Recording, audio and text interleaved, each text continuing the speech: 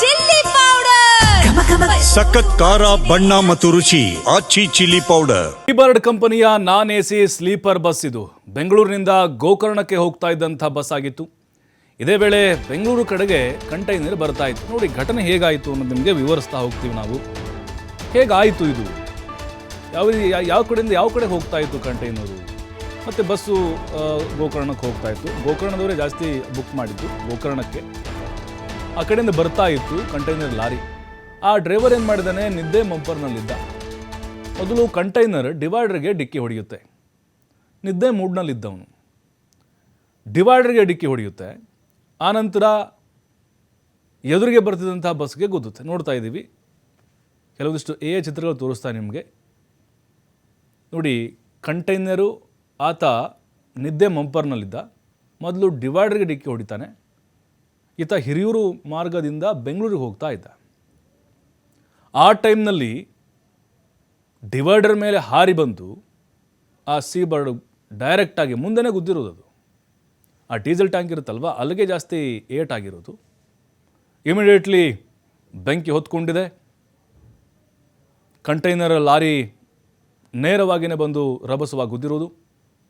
ಆ ಸಂದರ್ಭದಲ್ಲಿ ಬಸ್ನಲ್ಲಿ ಪ್ರಯಾಣಿಕರು ಮಲಗಿರ್ತಾರೆ. 1:42 ಗಂಟೆ ಆಗಿತ್ತು. ಆ ಡಿಕ್ಕಿಯ ರಭಸಕ್ಕೆ ಬಸ್ನಲ್ಲಿದ್ದಂಥ ಪ್ರಯಾಣಿಕರು ತಕ್ಷಣವೇ ಎಚ್ಚರಗೊಂಡು ಬಿಡ್ತಾರೆ.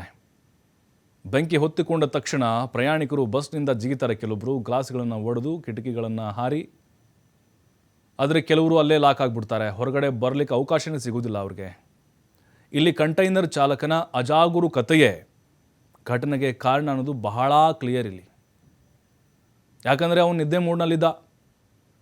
ನಿರ್ವಾಹಕ ಸೇರಿ 32 ಜನ ಬಸ್ನಲ್ಲಿದ್ದರು. ಅಂದರೆ ಡ್ರೈವರು, ಕ್ಲೀನರ್ ಸೇರಿ 32 ಜನ ಇದ್ರು ಒಟ್ಟು. 21 ಗಾಯಾಳುಗಳನ್ನು ಆಸ್ಪತ್ರೆಗೆ ದಾಖಲಿಸಲಾಗಿದೆ. ಒಟ್ಟಿನಲ್ಲಿ 21 ಜನ ಸದ್ಯಕ್ಕೆ ಟ್ರೀಟ್ಮೆಂಟ್ ಪಡಿತಾ ಇರೋದು. ಹಾಸನ ಜಿಲ್ಲೆ ಚನ್ನರಾಯಪಟ್ಟಣದ ಮಾನಸ, ಆಕೆ ಗೆಳತಿ ನವ್ಯ ನಾಪತ್ತೆಯಾಗಿದ್ದಾರೆ. ಇವರಿಬ್ಬರು ಎಲ್ಲಿ ಹೋದರು ಅನ್ನೋದು ಗೊತ್ತಾಗಬೇಕೀಗ. ಏನಾದರೂ ಅವರು ಬದುಕು ಉಳಿದಿರಲಿ ಅನ್ನುವಂಥ ಆಶೆ ನಮ್ಮದು.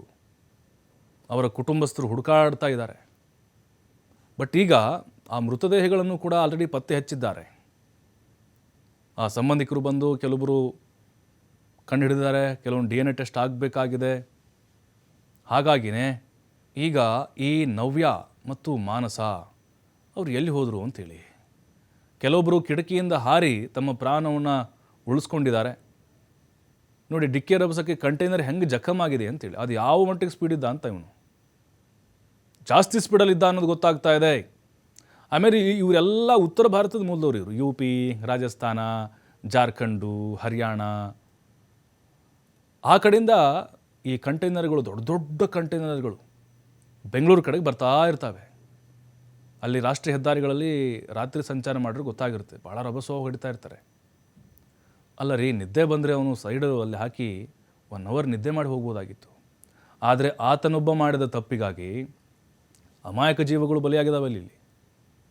ಹಾಗಾಗಿನೇ ಈಗ ಅವ್ರಿಗೆ ಇಷ್ಟು ಟೈಮಿಗೆ ಬರಬೇಕು ಅಂತ ಟಾರ್ಗೆಟ್ ಕೊಟ್ಟಿರ್ತಾರಂತೆ.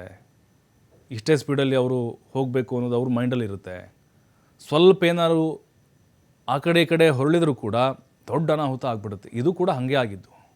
ನಿದ್ದೆಗಣ್ಣಿತ್ತು ಅವನಿಗೆ.